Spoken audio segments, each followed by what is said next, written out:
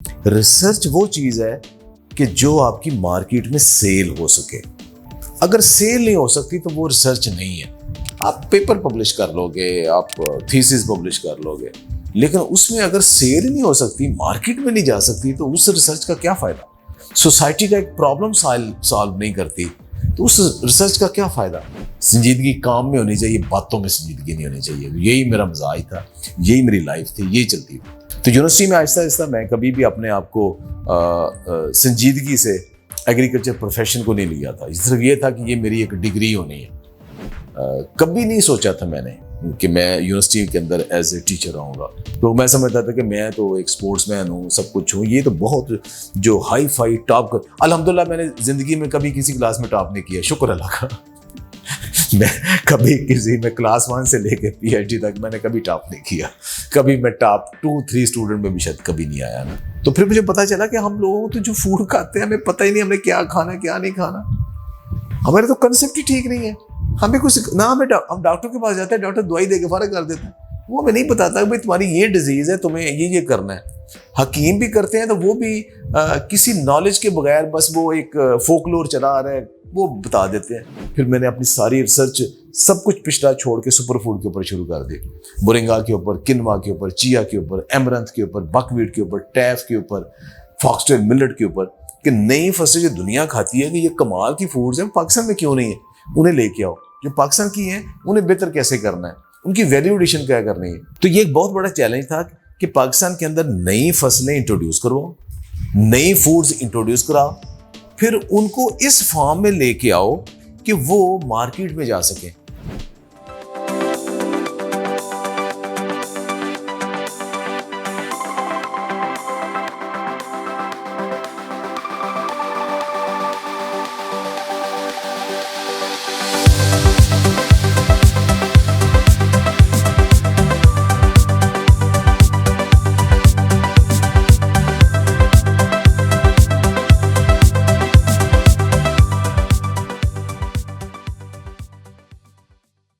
تو شہزاد بھائی اپنی کہانی بس سنائیں کہ آپ کون ہیں, یہاں تک کیسے پہنچ گئے, ایگریکلچر میں کیوں آئے, بس just what ever you like, I take as much time as you. کی جانا میں کون, نہ میں مومن وچ مسیتاں, نہ میں وچ کفر دیاں ریتاں. کی جانا میں کون, اپنا کیا جانتا ہے بندہ. شاید پوز کچھ اور کرتا ہے, ہوتا کچھ اور ہے. الطاف حسین حالی نے کہا تھا کہ جیسا نظر آتا ہوں نہ ایسا ہوں میں, جیسا سمجھا جاتا ہوں نہ ویسا ہوں میں, بس مجھ کو ہی معلوم ہے کیسا ہوں میں. تو اپنے آپ کو تو حقیقت کا تو پتہ ہوتا ہے, بندہ نہ خدا سے جھوٹ بول سکتا نہ اپنے آپ سے جھوٹ بولتا ہے, لیکن لوگوں کے نظر میں آپ کا جو ایک امیج بنا ہوتا ہے نا. ایگریکلچر کا پروفیسر ہوں, اور ایگریکلچر میں یہی ہوتا ہے کہ چوائس سے لوگ بہت کم آتے ہیں. پہلا چوائس پاکستان میں لوگوں کا میڈیکل کالج میں جانے کا ہوتا ہے, انجینئرنگ یونیورسٹی جانے کا ہوتا ہے. اب کچھ عرصے سے لوگ آئی ٹی میں اور تھوڑے سے دوسرے فیلڈ ہے جیسے کامرس میں اب چوائس سے تھوڑا سا جانا شروع ہو گئے ہیں, لیکن زیادہ تر لوگ نہیں جاتے. تو سارے ایگریکلچر میں پڑھنے کے لیے جو 99% جو اسٹوڈنٹ ہوتے ہیں وہی ہے کہ جن کا میڈیکل کالج میں ایڈمیشن نہیں ہوتا, تو ان کے لیے سیکنڈ چوائس کے طور پہ پھر وہ ایگریکلچر میں آتے ہیں. تو اس پروفیشن کو وہ بہت سارے لوگ تو even degree P H D بھی کر لیتے ہیں, تو اسی سے نہیں نکلتے کہ ہم یہ کدھر آ گئے ہیں. یعنی کہ بھائی آپ ایسی جگہ جا رہے ہیں کہ بھائی آپ کا چوائس ہی نہیں ہے, مطلب آپ you are forced as a second option آپ آئیں. تو اسی طرح میں بھی انہی میں سے شامل تھا آنیسٹلی. تو بنیادی طور, لیکن یہاں آ کے مجھے ایک یہ کمفرٹ یہ ملی کہ یہ قدر آسان ایجوکیشن ہے اور آپ کے پاس ٹائم کافی ہوتا ہے. تو میری 2 ایکٹیویٹیز تھی, اس کے لیے میں بڑا خوش تھا کہ اس کے لیے مجھے بہت ٹائم ملے گا. ایک تو میں اسپورٹس مین تھا, کرکٹ میرا پیشن تھا, وہ میں بہت کھیلتا تھا, جتنا کوئی کھیل, گرمیاں سردیاں دھوپ میں لگے رہے, تو میں کرکٹ کھیلتا تھا. تو اس کے لیے ٹائم ہی ٹائم تھا. اور دوسرا جو میرے پاس تھا ان دنوں سب سے بڑی عیاشی یہ ہوتی تھی کہ آپ کو کوئی کتاب مل جائے. تو جتنی بھی فیصل آباد کے اندر اور اس کے ارد گرد جہاں بھی لائبریریز تھیں ان کا سب کا میں ممبر تھا. تو جتنا مجھے ٹائم ملتا تھا یا میں گراؤنڈ میں گزارتا تھا تو یا میں کتابوں میں گزارتا تھا. تو یہ دو میرے بنیادی طور پہ میرے شوق یہ دو تھے. کھانے پینے کا باقی وہ اتنا نہیں. تو یہ میری نیچر تھی کہ محفل میں پسند کرتا تھا کہ دوست جہاں بھی بیٹھے ہیں, کلاس میں, گراؤنڈ میں, کسی جگہ پہ, تو لافٹر ہی لافٹر ہونے چاہیے, سنجیدگی نہیں ہونی چاہیے. سنجیدگی کام میں ہونی چاہیے, باتوں میں سنجیدگی نہیں ہونی چاہیے. یہی میرا مزاج تھا, یہی میری لائف تھی, یہی چلتی تھی.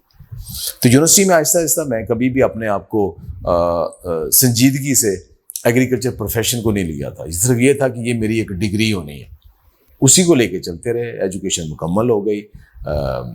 جب ایم ایس سی بھی کر لی, اس کے بعد کبھی نہیں سوچا تھا میں نے کہ میں یونیورسٹی کے اندر ایز اے ٹیچر آؤں گا. تو میں سمجھتا تھا کہ میں تو ایک اسپورٹس مین ہوں, سب کچھ ہوں. یہ تو بہت جو ہائی فائی ٹاپ کر, الحمدللہ میں نے زندگی میں کبھی کسی کلاس میں ٹاپ نہیں کیا, شکر اللہ کا. میں کبھی کسی میں کلاس 1 سے لے کے پی ایچ ڈی تک میں نے کبھی ٹاپ نہیں کیا. کبھی میں ٹاپ 2-3 اسٹوڈنٹ میں بھی شاید کبھی نہیں آیا نا. ہے پڑھنے والا بھی وہ کتابی کیڑا نہیں تھا. وہ تھا سر سے رات آپ کو اگر آپ کو کوئی ناول مل گیا, بک مل گیا, سبرنگ آپ کے پاس ہے یا منٹو آپ کے پاس ہے, کرشن چندر ہے, چغتائی ہے, تو وہ پوری رات بھی پڑھتے رہے. لیکن جو کورس کی کتابیں ہیں وہ بس وہ اتنا ہی پڑھنا ہے جتنا کے لیے آپ کو ایگزام کے لیے ٹھیک ہے. اس کے میں بہت سنجیدہ بندہ نہیں تھا, نہیں اسٹوڈنٹ تھا. تو اس لیے میں نہیں سمجھتا تھا کہ میں یونیورسٹی میں آؤں گا. تو میری ایک ریسرچ انسٹیٹیوٹ میں فیصل آباد کے اندر ایوب ریسرچ انسٹیٹیوٹ ہے, وہاں میری جاب ہو گیا, کمفرٹیبل. تو گھر بھی زیادہ دور نہیں تھا, تو بس وہ چلتا رہا. پھر اچانک ایسا ہوا کہ یونیورسٹی کے اندر جو میرا ڈپارٹمنٹ تھا وہاں سے 2-3 ٹیچر پی ایچ ڈی کے لیے چلے گئے, پوسٹ ڈاک کے لیے چلے گئے, تو ڈپارٹمنٹ ہی خالی ہو گیا. تو وہ سمبھو جو چیئرمین تھے انہوں نے کہا جی, انہوں نے جو بلایا کہ اب جو سیکنڈ لاٹ ہے اس میں سے مجھے تم ہی نظر آتے ہو, تو اف یو آر انٹرسٹیڈ تو اب یونیورسٹی آ جاؤ. تو میں نے کہا اچھا میں یونیورسٹی آ جاؤں. تو میری وہاں جاب تقریباً 5 سال ہو گئی تھی. تو یہاں سب نے کہا بھائی یونیورسٹی جاب کے لیے تو لوگ منتیں کرتے ہیں, ترلے کرتے ہیں, تو آپ کو تو آفر ہوئی ہے. میں اچھا میں آ گیا جی. تو میرا انٹرویو ہوا, اس میں سلیکٹ ہو گیا, میں یونیورسٹی لیکچر ہو گیا. یونیورسٹی لیکچر ہو گیا تو فرسٹ ٹائم مجھے لگا کہ یہ 5 سال تو میں نے جب ریسرچ میں گزارے ہیں تو اپنے سبجیکٹس میں اور دور چلا گیا. تو یہاں تو بڑے پروفیسر تو ایک بہت بڑی چیز ہوتی ہے, بڑا نالج ہوتا ہے, تو تم کہاں آ گئے ہو اور تمہارے پر نالائکی کا ٹھپا نہ لگ جائے. تو اگر یہ, کیونکہ مجھے پتا تھا کہ کچھ پروفیسر ایسے ہیں جن کی وہ ساری عمر ان کے اوپر یہ نالائکی کا ٹھپا لگ جاتا ہے, اور لوگ اسٹوڈنٹ سب انہیں مذاق اڑاتے ہیں کہ نہیں یہ نہیں پتا, یہ نہیں پتا, اس کا لباس نہیں اچھا, اس کا بولنے کا سٹائل نہیں اچھا, اس کے پاس نالج کچھ نہیں, اس کو آپ پوچھ نہیں سکتے. اور کچھ پروفیسر ہیں کہ وہ کہتے ہیں اگر کوئی مسئلہ ہے اس سے جا کے پوچھو. تو مجھے ایک ہی چیز تھی کہ میں نے اگر اس کو کور کرنا ہے نا تو وہ ہارڈ ورک کی ہے. تو پڑھنے کا تو مجھے ویسے میں جنونی ہوں, تو اب وہی لٹریچر کے بجائے اب یہ سبجیکٹ کو پڑھ لو. اگر اس کو پڑھ لو گے تم تو اپنے آپ کو منوا لو گے. تو میں نے شروع سے ڈے 1 سے جو پرانے سب چھوڑ کے نئے لیکچر تیار کر کے, نئے نوٹس تیار کر کے, ڈھیروں پیپر پڑھ کے وہ میں نے شروع کر دیا. اور میں نے دیکھا کہ جب میں کلاس میں جاتا ہوں نا تو اسٹوڈنٹس لیکچر تو میرا غور سے سنتے ہیں لیکن بوریت پھر بھی ہوتی ہے. تو پھر مجھے مشتاق میں یوسفی کو میری عادت تھی کہ میں ہر بات میں انہیں کوٹ کرتا تھا. ان دنوں میں بہت ہی یاد تھا, بہت پڑھا تھا. تو یہ اکثر پھر مشہور ہو گیا کہ جی سر پھر یوسی صاحب کیا کہتے ہیں, یہ لوگ میں ہاں جی یوسی صاحب کیا کہتے ہیں. تو میں نے لیکچر کے دوران یوسفی صاحب کو, یونس بٹ کو, عطا اللہ قاسمی کو, اور پھر جو باقی مجھے جوکس بھی آتے تھے وہ میں نے کہانیاں سنانی شروع کر دی. تو بچپن میں مجھے کہتے تھے تلقین شاہ ہے, یہ کہانیاں سناتا ہے. تو میں نے کہانیوں کی سٹائل میں جو فزیالوجی پڑھانا شروع کر دی. اور اس کے بعد کچھ ہی عرصہ میں مجھے لگا کہ لوگ اسٹوڈنٹس میری طرف اٹریکٹ ہوتے ہیں, میری بات سنتے ہیں, اور مجھے کوئی یہ نہیں کہتا. اس کے بعد پھر میں نے وہ دن گزرا, اب میرا ریٹائرمنٹ کا آخری سال ہے, دسمبر میں ریٹائر ہو رہا ہوں. کبھی یہ جو دھبا میں اپنے اوپر نہیں, یا یہ ایلیگیشن اپنے اوپر میں نے نہیں لگنے دیا کہ کوئی ایک لیکچر بھی میں نے ایسے دیا ہو جس کو میں تیار کر کے نہ کیا ہوں. تو وہ یہی کہ آپ اگر کسی میں ڈیفیسٹ ہے نا, کوئی ڈیفیشنسی فیل ہوتی ہے, اس کو تیاری کر لیں, محنت کر لیں, سب کچھ کر لیں. وہی میں کرتا رہا. پھر اسی کہانیوں کے سٹائل میں پھر وہ آہستہ آہستہ میری شروع یہ بن گئی کہ یہ سائنس بھی کہانیوں کے سٹائل میں سناتا ہے, کہانیوں کی شکل میں سناتا ہے. پھر میں نے ریسرچ کی تو یہ میرے ذہن میں آیا کہ ریسرچ کیا چیز ہے. ریسرچ وہ چیز ہے کہ جو آپ کی مارکیٹ میں سیل ہو سکے. اگر سیل نہیں ہو سکتی تو وہ ریسرچ نہیں ہے. آپ پیپر پبلش کر لو گے, آپ تھیسز پبلش کر لو گے, لیکن اس میں اگر سیل نہیں ہو سکتی, مارکیٹ میں نہیں جا سکتی, تو اس ریسرچ کا کیا فائدہ؟ سوسائٹی کا ایک پرابلم سالو نہیں کرتی تو اس ریسرچ کا کیا فائدہ؟ ایک آپ کا جو بھی اسٹیک ہولڈر ہے آپ کا, وہ فارمر ہو سکتا ہے, انڈسٹری ہو سکتی ہے, عام لوگ ہو سکتے ہیں, سائنٹسٹ آپ کے ہو سکتے ہیں, کیونکہ لیول ہے نا, کچھ بیسک, کچھ اپلائیڈ, کچھ سائنس, جو بھی ہے آپ کا. اگر اس کے جو پرابلم ہے یا ان کے لیے آپ ایز آؤٹ نہیں کرتے, کسی پرابلم کا سولوشن نہیں نکالتے, تو وہ کاہے کی ریسرچ ہے؟ تو پھر میں نے اس کے اوپر پھر شروع کیا. پھر الحمدللہ میں نے جو بھی ریسرچ کی وہ فیلڈ میں گئی. اب پھر میں سپر فوڈز کے اوپر آ گیا, خاص طور پہ جب میں امریکہ میں گیا, پوسٹ ڈاک میں گیا, تو وہاں جانے کے بعد پھر مجھے ہیلتھ کا بھی یہ نظر آیا, کیونکہ اسپورٹس مین تھا میں, یوگا میں شروع سے کرتا تھا, اور ہیلدی ایکٹیویٹی ٹورزم پہلے نہیں تھا, پھر آہستہ آہستہ وہ بھی شروع ہو گیا. تو پھر مجھے ہو گئی سیلیک ڈیزیز, تو نہیں, گلوٹن سینسٹیوٹی مجھے ہو گئی, IBS کا میں شکار ہو گیا بہت زیادہ. تو یہ 2003-4 میں. تو تب میں نے یہ ہیلتھ کے ریلیٹڈ پڑھنا شروع کیا. تو پھر مجھے پتا چلا کہ ہم لوگ تو جو فوڈ کھاتے ہیں ہمیں پتہ ہی نہیں ہمیں کیا کھانا ہے کیا نہیں کھانا. ہمارے تو کنسیپٹ ہی ٹھیک نہیں ہے. ہمیں کچھ نہ, ہم ڈاکٹر کے پاس جاتے ہیں, ڈاکٹر دوائی دے کے فارغ کر دیتا ہے. وہ ہمیں نہیں بتاتا کہ بھائی تمہاری یہ ڈیزیز ہے, تمہیں یہ کرنا ہے. حکیم بھی کرتے ہیں تو وہ بھی کسی نالج کے بغیر بس وہ ایک فولکلور چلا آ رہا ہے, وہ بتا دیتے ہیں. ریئل سائنس میں جو فوڈ کو اور آپ کی ہیلدی ایکٹیویٹی کو ایز اے سبجیکٹ اور اس کو سوسائٹی میں وہ ایگزسٹ نہیں کرتی. تو پھر میں نے اس کو پہلے اپنے اوپر اڈاپٹ کرنا شروع کیا کہ میں اپنی فوڈ کو ریوزٹ کروں, اس کو میں اسٹڈی کروں کہ مجھے کیا کھانا ہے کیا نہیں کھانا, کتنے عرصے کے لیے کیا کرنا ہے, میں ایج کے مطابق کیا کرنا ہے. حالانکہ میرا سبجیکٹ نہیں تھا, سپر فوڈ کے اوپر تو میں کام کرتا تھا, پودوں کی فزیالوجی تو آتی تھی کہ فزیالوجی ساری کیا ہے. اب سب سے مشکل سبجیکٹ ہی فزیالوجی ہے کہ اندر ایک مالیکیول ٹوٹ کے دوسرے کو کیا بنتا ہے, کیسے بنتا ہے. آپ نے کھاد ڈالی ہے تو وہ کھاد کی شکل سے لے کے اس خوراک کی شکل تک وہ کیسے کنورٹ کہاں ہوتی ہے, یہ میرا سبجیکٹ ہے. یہ میں پڑھتا ہوں پڑھاتا ہوں سارا. اچھا, اب سورج کی روشنی ہے وہ پودے میں کیسے بن گئی. اب ہیومن فزیالوجی یہ تھی کہ وہی فوڈ جب آپ کھاتے ہو آپ کے اندر کیسے میٹابلائز کرتی ہے. تو وہ میکانزم تو وہی تھے. پھر میں ان کو پڑھنا شروع کر دیا. پھر آہستہ آہستہ میں اس کو ایڈوکیٹ کرنا شروع کر دیا کہ بھائی ایک چیز کے اوپر نہ جائے, ہیلدی لائف سٹائل کے اوپر آئے. بنیادی چیز ہے کہ لائف سٹائل ہے پورا آپ کا. ایک چیز کوئی نہیں, کوئی ایک خوراک کوئی نہیں, کوئی ایک ایکسرسائز کوئی نہیں, ایک دوائی کوئی نہیں, ایک چیز کوئی نہیں, پورا ایک لائف سٹائل ہے. وہ پھر لائف سٹائل میرا بنتا گیا. پھر اس میں ٹورزم بھی آ گیا, پھر ایگری ٹورزم بھی آ گیا, پھر اس میں سپر فوڈز بہت آ گئی. پھر میں نے اپنی ساری ریسرچ سب کچھ پچھلا چھوڑ کے سپر فوڈ کے اوپر شروع کر دی. مورنگا کے اوپر, کنوا کے اوپر, چیا کے اوپر, ایمرنتھ کے اوپر, بکویٹ کے اوپر, ٹیف کے اوپر, فاکسٹیل ملٹ کے اوپر, کہ نئی فصلیں جو دنیا کھاتی ہے کہ یہ کمال کی فوڈز ہیں, پاکستان میں کیوں نہیں ہے, انہیں لے کے آؤ. جو پاکستان کی ہیں انہیں بہتر کیسے کرنا ہے, ان کی ویلیو ایڈیشن کیا کرنی ہے. تو یہ ایک بہت بڑا چیلنج تھا کہ پاکستان کے اندر نئی فصلیں انٹروڈیوس کرو, نئی فوڈز انٹروڈیوس کراؤ, پھر ان کو اس فارم میں لے کے آؤ کہ وہ مارکیٹ میں جا سکیں. اب یہاں ہوتا ہے کہ آپ یہ کرتے ہو کہ میرا کام یہ دوسرا کرے, یہ میرا کام ہے یہ دوسرا کرے. تو میں نے اس میں ایک عجیب و غریب صرف ہے نا وہ دیوانے والے بات کہ اچھا کہ پہلا کام بریڈر کا ہے کہ اس نے دنیا سے جرم پلانٹس کلیکٹ کرنا ہے, پھر اس کا کام ہے اڈاپٹیبلٹی کرنی ہے. ایگرونومسٹ کا کام ہے کہ اس کی پروڈکشن ٹیکنالوجی ڈیولپ کرنی ہے. فوڈ ٹیکنالوجسٹ کا کام ہے کہ اس کی نیوٹریشن دیکھنی ہے. اینٹومالوجسٹ پیتھولوجسٹ کا کام ہے اس کی ڈیزیز دیکھنی ہے. سائنس سائنٹسٹ کا کام ہے اس کی کیا ڈالنا ہے کیا نہیں کرنا. ایکسٹینشن ورکر کا کام ہے کہ وہ ذمہ داروں کو اس نے بتانا ہے. ٹھیک ہے, پبلیکیشن پریس والوں کا کام ہے اس کے اوپر لٹریچر پبلش کرنا ہے, اور گورنمنٹ کا کام ہے کہ اس کے اوپر کرے, لوگوں کو پاپولرائز کرے. میں نے ایک کراپ کو انٹروڈیوس کروانے سے لے کے اور اس کی ویلیو ایڈیشن اور پبلک تک اس کو پاپولر کرنے تک ایک انسان جتنی جسارت اور جتنی کوشش کر سکتا ہے نا, وہ میں نے ساری کی. اور ابھی حال ہی میں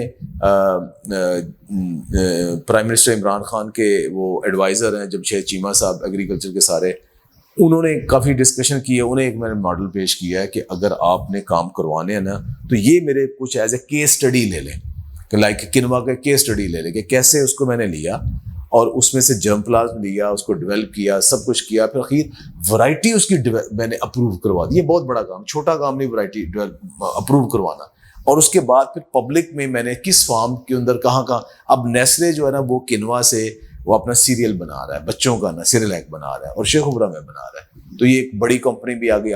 تو مارکیٹ کے اندر کسی بھی آپ کیش اینڈ کیری میں جائیں اب آپ کو کنوا نظر آتا ہے.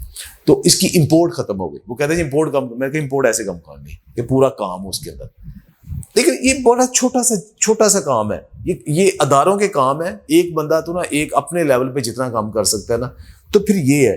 اب اس کو میں نے اب فار ایگزامپل ایک بنا دیا نا, مرنگا پہ کام کر دیا, کنوا بتا دیا, اب ذمہ دار جلدی اس کو گرو کر لے.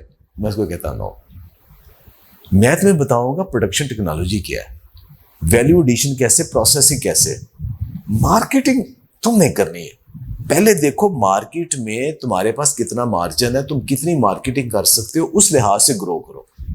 تو اگر تم نے مارکیٹ کو نہ خیال کیا اور اس کے بعد لگا لیا, پھر بیٹھے رہو گے میں کدھر جاؤں, پھر تم مجھے یا ادارے کو یا باقیوں کو برا بلانا کہنا. میں تمہیں پہلے بتا رہا ہوں کہ ہم تمہیں سکھائیں گے کہ کیسے لگانا ہے, کیا کرنا ہے. مارکیٹنگ دیکھو. اب وہ جو مارکیٹنگ والا عنصر ہے نا, یہ عام ذمہ دار کی بس کی بات نہیں, جہاں آ کے وہ فیل ہو جاتا ہے. تو یہ آہستہ آہستہ انہیں تھوڑا لرن کروانے کی کوشش کر رہے ہیں. اب یہ کہ یوٹیوب چینل کے اوپر بھی تھوڑا سا میسج جا رہا ہے. اب مرنگا کا میسج آ رہا ہے, ہیلدی فوڈ کا میسج آ رہا ہے, تھوڑا لوگوں کو جا رہا ہے کہ ایکسرسائز بھی کرتے ہیں, واک بھی کرتے ہیں, خوش بھی رہتے ہیں, ٹورزم بھی کسی چیز کا نام ہے. تو یہ جو مجھے تھوڑا بہت آتا ہے. اب اس کا یہ سوشل میڈیا چینلز کا فائدہ یہ ہے کہ اس کے اوپر ہر بندہ اپنا ایک میڈیا بنا سکتا ہے, اپنا چینل بنا سکتا ہے, اور اس کو اگر محنت کرے تو وہ پاپولر بھی ہو سکتا ہے. اب عام طور پہ سوشل میڈیا کے اوپر لوگوں نے کیا دیکھنا ہے, وہ تو انہوں نے انٹرٹینمنٹ ہی دیکھنی ہے, یا انہوں نے پالیٹکس کے اوپر. اب میرا خیال 99% لوگ تو وہی دیکھتے ہیں, اور اس کے اندر آپ اس کی ہیلتھ کی بات کریں تو وہ تو اس کا بڑا تھوڑا سا مائنر سا پارٹ ہے. تو وہ تو اگر میں بھی کہیں بیٹھا ہوں تو میں ایسے لیئر موڈ میں ہوں کہ چلو میں نے دیکھنا ہے کہ بھائی انٹرٹینمنٹ, میں نے کوئی جوکس, کوئی اسٹیٹ ڈرامے, کوئی باقی سب کچھ کو مووی دیکھنی. اب براؤز کرتا اگر کوئی میری اپنی بھی ویڈیو آ جائے گی یا ریلیٹڈ کو اور آ جائے گی تو میں کو اسکپ کرو یار, یہ کیا مصیبت ہے. لیکن الٹیمیٹلی کہ ہر انسان اچھی صحت چاہتا ہے. تو جب اس کے جسم بولنا شروع ہو جاتا ہے یا اس کے گھر کے اندر لوگ پرابلم شروع ہو جاتے ہیں, مسئلے مسائل شروع ہو جاتے ہیں, تو پھر انہیں آتا ہے کہ یار اس کو بھی دیکھو. تو جب اس کو دیکھتے ہیں تو پھر اندازہ ہوتا ہے کہ اچھا یہ بندہ بھی بات کر رہا ہے, اس کی بات سن لیں. تو پھر آہستہ وہ بھی پھر لوگ آ رہے ہیں, الحمدللہ چل رہے ہیں. باقی یہ کہ اللہ تعالیٰ نے آپ کو ایک قبولیت کا وقت ہے, آپ کو پاپولیرٹی کا وقت ہے. میں جو دعا مانگتا ہوں اللہ تعالیٰ سے, اس میں کبھی میں نے یہ کبھی بھی نہیں آیا کہ یہ میں اس سے کوئی تھوڑا سا میں نے کوئی فائنانشیل بہت بینیفٹ لینا ہے. میں اس کو یہ کہتا ہوں کہ یا اللہ قبول کر, میرے علم میں اضافہ کر اور قبول کر. علم میں اضافہ یہ کر کہ میں جو بات کر رہا ہوں اس میں زیادہ ریویو کرتا ہوں, ریسرچ کرتا ہوں, لوگوں سے ڈسکس کرتا ہوں, تو وہ جو سبجیکٹ کے اوپر کر رہا ہوں اس کا مجھے نالج دے. پھر قبولیت یہ ہے کہ میری بات لوگ سن لیں, یہ قبولیت ہے. لوگ میری بات سن لیں اور اس کو اڈاپٹ کر لیں, یہ قبولیت ہے. اور اس میں سے اگر تم نے مجھے روزگار بھی دینا ہے تو یہ قبولیت کا ایک آخری درجہ بھی یہی ہے نا. تو وہ یہی ہے کہ میرے علم میں اضافہ کر اور اس کو قبولیت دے. یہی میرا ماٹو ہوتا ہے اور اسی کو میں سوچتا ہوں, اور سمپل یہی سارا کچھ ہے جو کچھ میں کرتا ہوں. Thank you so much.